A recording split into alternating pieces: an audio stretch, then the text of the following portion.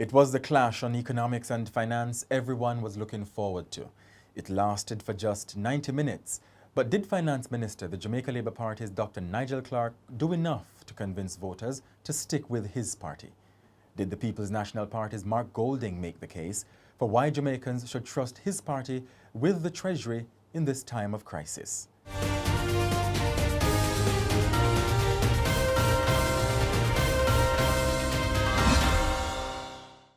I'm Jovan Johnson, and welcome to Jamaica Votes, the debate review. Now, to help us assess the debate on finance and the economy, we're joined in studio by senior Gleaner business reporter Neville Graham. On Zoom, we have economist Dennis Chung. We also have the head coach for the Northern Caribbean University debating team, Noreen Daley, and Gleaner columnist David Salmon.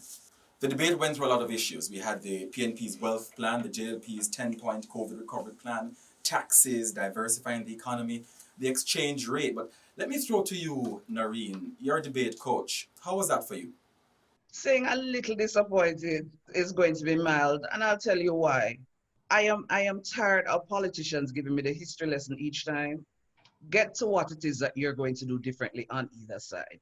But Noreen, isn't it that they might have been trying to think on their feet about the answer? No, because if it is that both of you are representing your party and you're representing what it is that as a government, if given the opportunity to continue or if then given the opportunity to do this, you that is all your focus should be on.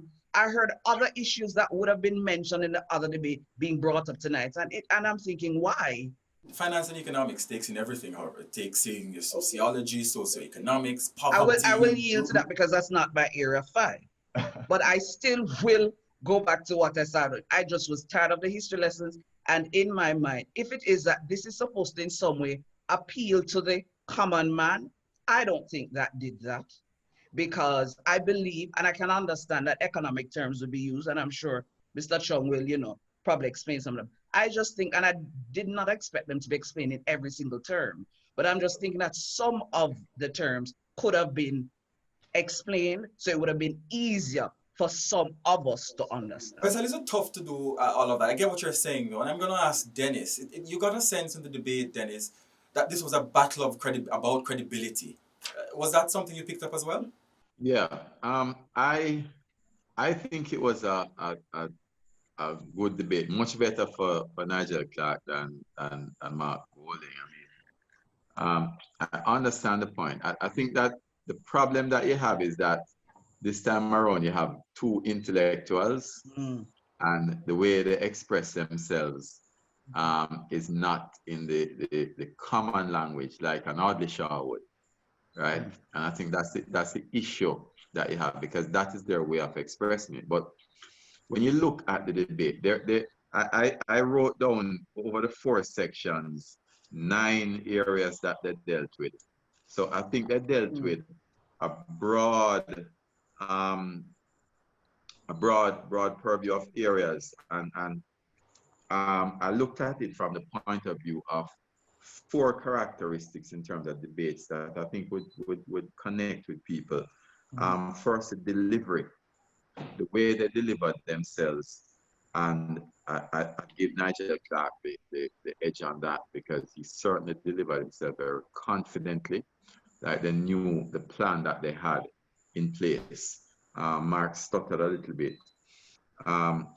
In terms of the substance and the policies, I find that they did go back, but you see, they're actually playing to the undecided people who sometimes want to hear that. That's the level of the Jamaican electorate. So people always question sometimes why politicians do things. They know why they say it, because they're not appealing to us. We have already made up our minds on the substance, and looking at the issues. Explaining the issues. I think Nigel did better there also. In terms of connecting with the people, when you saw when Nigel addressed the people, he looked at them directly. He spoke to the people, and again, I think he did better there. And in terms of time management, he also had better time management. Quite frankly, I was surprised. At the start of the debate, I thought that Mark would have won on all these counts. But what it says to me when I looked at it, and particularly starting off with the matter of the promises, I don't get the impression that they really understand. Dennis, Before you go into the substance, let's hear from David. David, what did you think? Well, I think that this debate was really a matter of substance and style. I think we saw some clear points being raised by Minister Clarke, where it was brought across in a very witty way. You would remember that he would have used even a hashtag no credibility, and that certainly had Twitter on a buzz. So in terms of style, we saw where that was a major issue. But in terms of substance, for me, I would have wanted to see more in terms of certain details for funding. I know funding was a major issue, but I don't think that that was dealt with as specifically as it could be. Another challenge that I saw was that it is, to me at least, a little more difficult to differentiate the major parties. We see that there's basically a broad consensus on most matters, and we see where there are similar routes to go and take it. In terms of the execution of it, I would still want to see more as to how it is. So I know, for instance, Mr. Golden had brought up the plans that have costed around $70 billion, and it will be taken from another area, profits from public entities, as well as reallocated from projects that don't exist.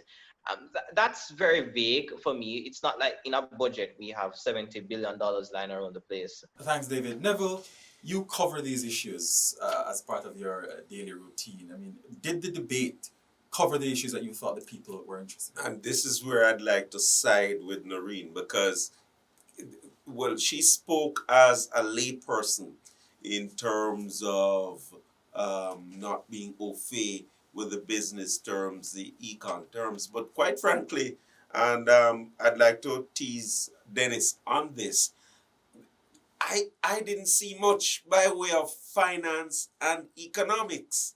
I did not. Rather, I saw both debaters going off into other areas. You may want to contend that finance impinges on all of these other areas, but certainly they could have done a little bit more for me in terms of giving the specifics, giving the mechanics. I saw a wish list from Nigel Clarke, for example. I saw him thinking on his feet a lot in terms of answering the questions. Yes. That's good for a debate, but it's not good enough in terms of substance for me. Right, gotcha. We're going to drill down into substance now. One of the big things was, of course, the PNP's welfare plan, and that has been dominating since they released theirs on Tuesday.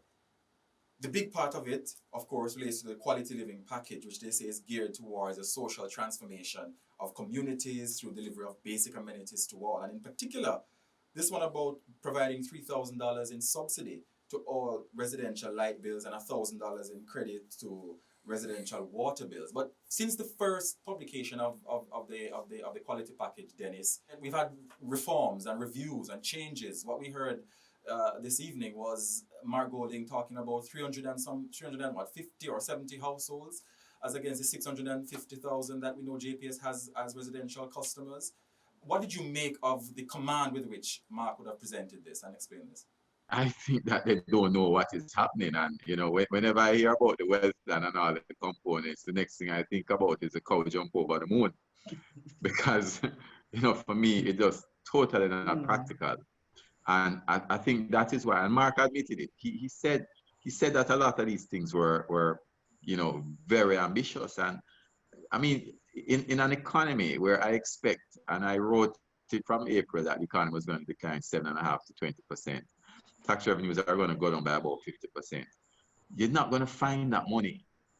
Where are you going to find that money? The only way you're going to find that money is new taxes, which is not going to be possible because the economy is going to decline, or debt, you know. And it for me, I think that is why Mark sort of stumbled on it because I don't think they're certain about it themselves. When he speak about discretionary expenditure, there's no discretionary expenditure unless you're going to cut out path and capex, and those things that are totally underfunded already. So, that was my impression. And I think that starting that way, it just set a bad precedence for him going forward. And I think he just rolled through it in that way. The Jamaican economy, if we adopt a sort of Keynesian view, is in need of some amount of stimulus. And the question is, how do you get that stimulus to the persons who will be able to churn that money around in the economy so that spending is primed? The difference, Neville, is that we can do it now because we could have done it before because we're running bigger surpluses before. But I'm saying going into what I see coming in terms of the economy, it's not possible, right? Unless you're going to go back to the IMF, which they said they're not going to do. So how do you not go back to the IMF? How do you not raise taxes and at the same time, in a declining economy, give that? And that is the problem. If you said that you were going to go to the IMF and get the money, then fine. But you can't do it when your tax revenue has gone up 50%. So Noreen, did you leave the debate feeling that there'd be comforted that there'd be no new taxes if the PNP administration is supposed to come in place? To some extent, and it's interesting that Mr. Chung, who is the expert in this area, would say certain things. But at the end of the day, I sat and I listened and I wondered who the debate was really geared towards. And at the end of the day, I would wish that when certain plans are being purported, that the necessary research is done so that what is said is actually practical. Right. David, were you satisfied with how Dr. Nigel Clarke answered the question, which was very pointed? What happened to 5 and 4? Well, quite frankly, I was not satisfied with that specific response, particularly because of how the response was framed. So Minister Clarke had framed the response in a way that, okay, growth is a means to an end, and we have achieved the ends, which would be reduced unemployment and we'll be having increased capital expenditure, but we haven't achieved the means for it. And if you're going to start that route, then anything can be justified. Additionally, we saw where the debate had delved into competition with fairly meager growth figures. So we saw, for example, it was brought up that between 2012 to 2015, growth was around 0.4% on average. And then there was a celebration that between then and now, we see growth is at a whopping 1%. So I think that 2.5 times. Don't forget that.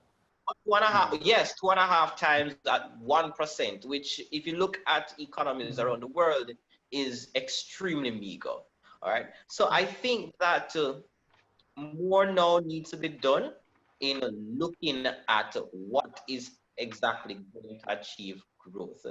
Dennis, one of the things that the COVID crisis has thrown up, of course, is our reliance on tourism, which both Dr. Nigel Clarke and Mark Golding accepted really is now an untenable situation. We now need to diversify the economy. We heard the mentions of logistics. Oh, but we've heard that before, haven't we, Dennis? I don't think none of them answered that question correctly, to be honest with you. Economics is about what you have a competitive advantage in, right? And I don't think that it is one that you can just throw out things, ideas, and say, this is what I'm going to do. The fact of the matter, right, and I made this point on many occasions, a 5% growth in tourism is much larger than a 100% growth in non-traditional areas, right? And there's a lot more that we can get out of it. And that's one of the things that I think we should be answering. How much more can we get out of the present tourism product, which is the path of least resistance? You have a significant part of your labor force that's trained in tourism. So when you diversify from tourism, what are you going to do with them? those are some of the things that were not answered. But a lot of the things that we talk about that they did not answer properly, the persons who are asking the questions should have followed up. I wanted to disagree with you slightly, Dennis, with regards to diversification away from tourism. One, both of them accepted the point. But Mark Golding, to his credit, brought up one important point, that of food security. Because one thing that was laid bare in the whole COVID pandemic is just how insecure we are in terms of food supplies. I noticed on social media while watching the debate that many people were very happy that the issue of banking fees made its way into the debate. Noreen, were you satisfied that that matter was addressed in your mind? I was. And as somebody who, especially now, will be utilizing online banking more than ever, I was satisfied with Mr. Maybe I Clarke. should ask you, whose response satisfied you? I'm gonna lean towards Dr. Clarke for that one. Neville? I don't know if I want to agree with you though, Noreen. For the first time, we're disagreeing on something. And it is this. You see, the big bad wolf of the financial sector is such that not very many finance ministers would, or even governments, would want to go up against them in terms of talking to them about fees and so on. It is true to some extent that if you try to over-regulate and set fees and so on, then it will be problematic in terms of how the economy is already structured, price fixing and so on. Yeah. But there must be some sort of way to get banks to realize that they cannot continue to over-rely on this matter of non-interest income to boost their balance sheet. Dennis, I'm sure you understand what I'm saying here. Dennis, before you even coming there, what I want to get you on specifically in relation to this was the market intervention that Nigel Clarke speaks of, obviously we're subscribers to free market economy, and to what extent can Parliament be telling banks, okay, this is the fee you have to set? I agree with Nigel. I mean, when I was at PSOJ, I had a long-running argument with Fitzjackson, my good friend, about it. And I told him that I believe it's price fixing. What we need to do, and Mark Golding referred to it, is that we need to address the competitive issues. So we don't, it's very difficult to get a financial institution license, right? Unlike in other countries. And I understand you need to regulate it, but we can't make it so difficult in terms of entry.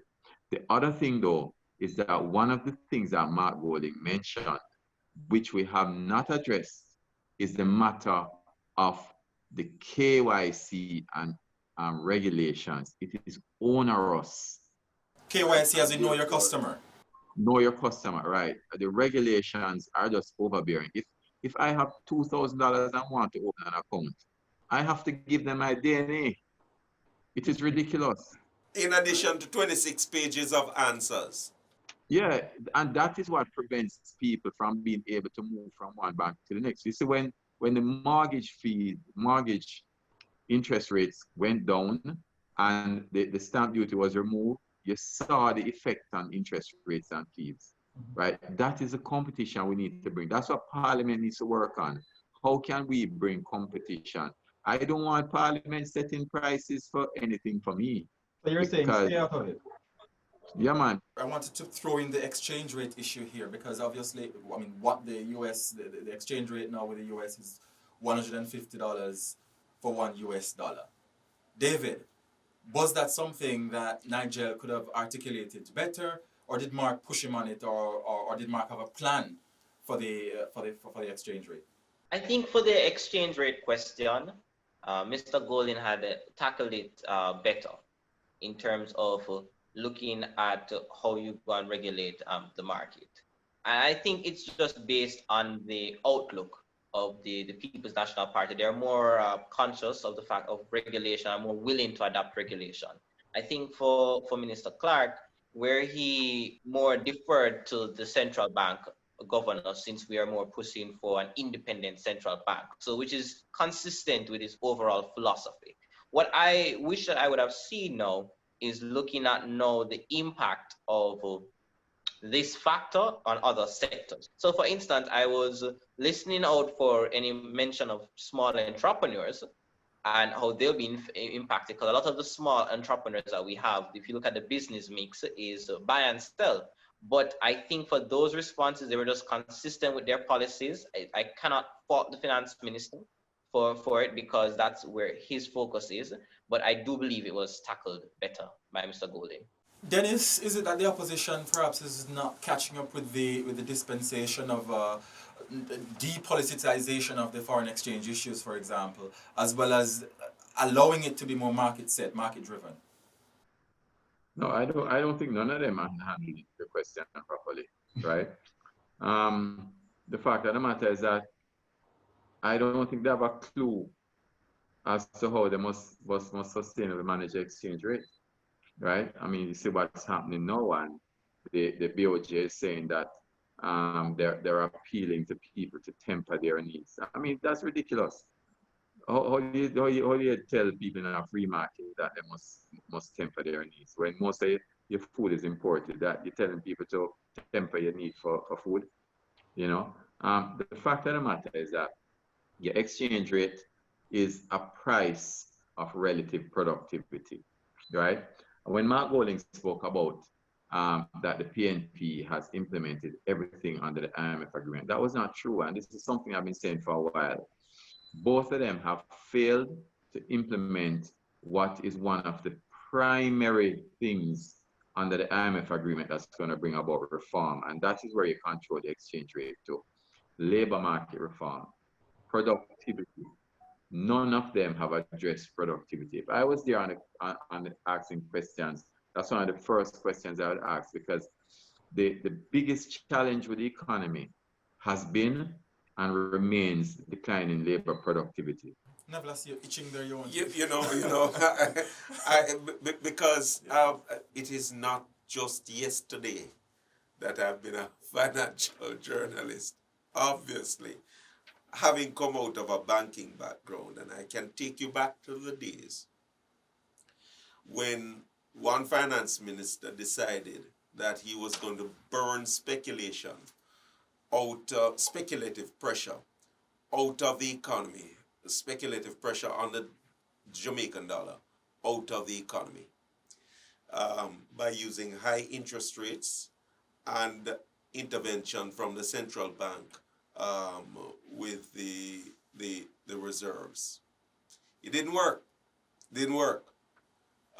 It resulted in FinSac. It resulted in runaway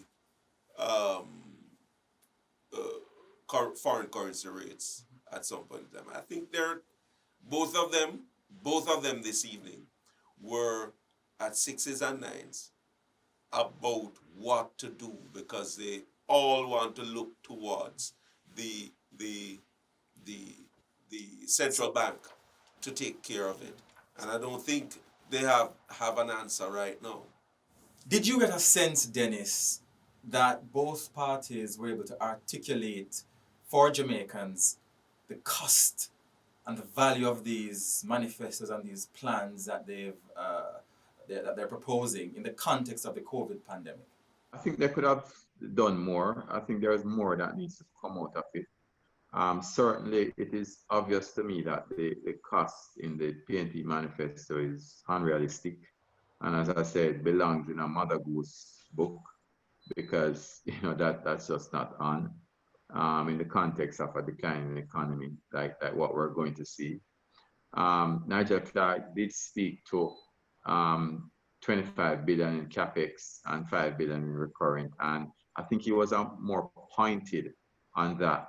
And certainly, spending that now, I think is important, as Neville said, to add some stimulant, but to commit to the matter of, this 48,000 a year for people, that's just not on, right? I think that a better way that they could have said it is that they said that, listen, we are going to visit the tax on fuel and see how we can reduce it over time, and bring some relief to people. That's a better way. But I think on that matter of the promises, and the promises, I think on both sides are, a little impractical, more on the PNP side. Noreen, what do you think?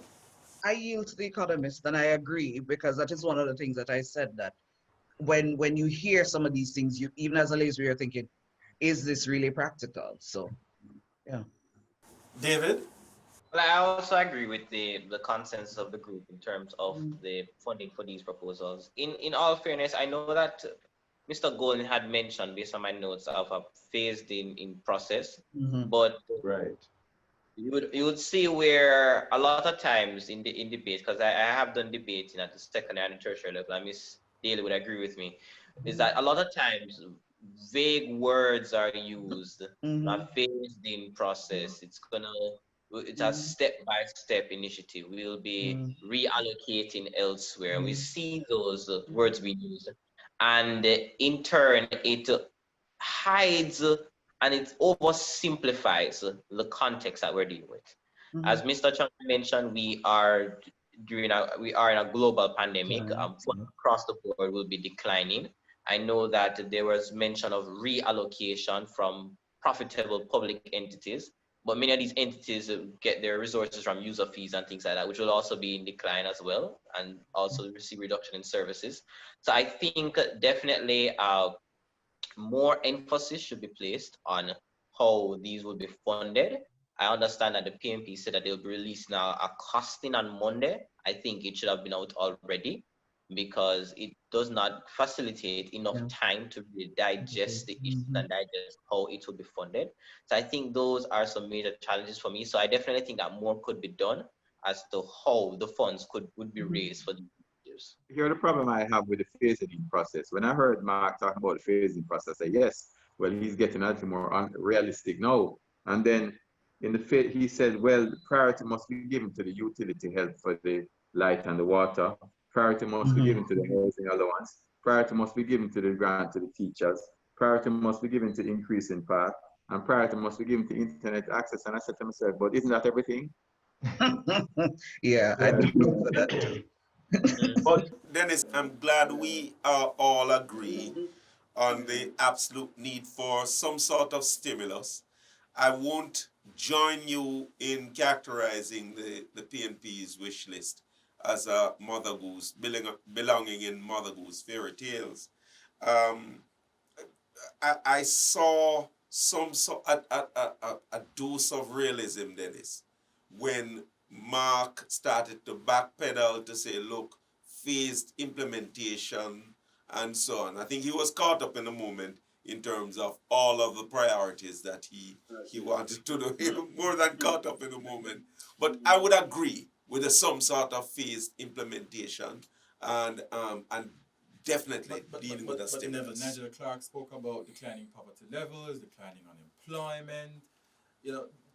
Didn't he make a case, you think, for what I suppose he would be calling continue with us, for example? Did you think he made that case for the Jamaican people?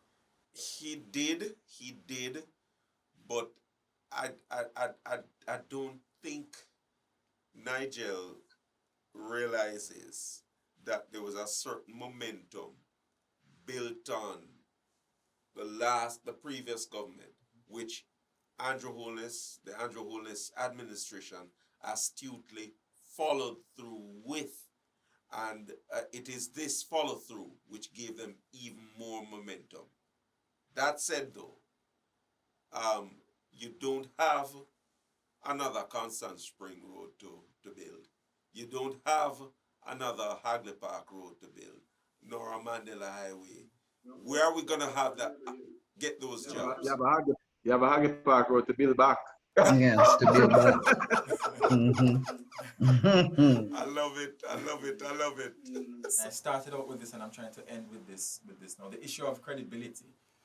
Mark Golding sort of ended saying, when we came into office in 2011, it was essentially disaster. We inherited disaster, and we try to lay the groundwork. Some may say you try to put in a pipeline, right? And Nigel is saying you need to continue with us. Look at what we've done. Look at the indicators of development, as I just pointed out, employment, poverty. We've got kudos for management of COVID, both internationally and locally. Right, Dennis? Well, I mean, let me tell you something about me. I mean, I don't think any politician is fully credible once they open their mouth, right? But That hurts. but if I was to give a better credibility score to anyone, I would say Nigel sounded more credible than Mark. Mark was waffling too much. So what's your grade, Dennis? On a scale of 1 to 10, I would maybe give Nigel a 7 and give Mark a 5. Noreen, what's your grade? None of them won for me tonight. It's a draw. None of them Draw. won for me tonight. Yeah. So they both get 0-0? No, I wouldn't, or 5-5. So yeah, it's not like I said that they didn't do anything well, but for me, I don't think I'd say that one of them won over the other. It's a draw for me. David? Well, I had made an attempt to look at who won each of the different rounds in this debate, and I must agree with Ms. Day that it came off as a draw for me. Around, if I was to give them a score, maybe a 6.56 for both. Neville, did you And you know, Dennis, for once, we're going to disagree totally. I'm going to side with the lady. I'm going to side with David. I really think it was a tale of opposites that went in waves, and the waves were such that nobody delivered a knockout punch, and what we ended up with was two tired gladiators at the end of the contest. Therefore, and I will not give as much as 6.5. I will side with Noreen at 5. At 5. That's all the time we have for Jamaica Votes, the debate review. Thanks to our panelists, senior Gleaner business reporter Neville Graham, and from those who joined us on Zoom, economist Dennis Chung, head coach for the Northern Caribbean University debating team Noreen Daley, and Gleaner columnist David Salmon. Join us again on Saturday, August 29, after the final debate between the JLP leader and Prime Minister Andrew Holness and PNP President and Opposition Leader Dr. Peter Phillips. I'm Jovan Johnson. Thanks for watching.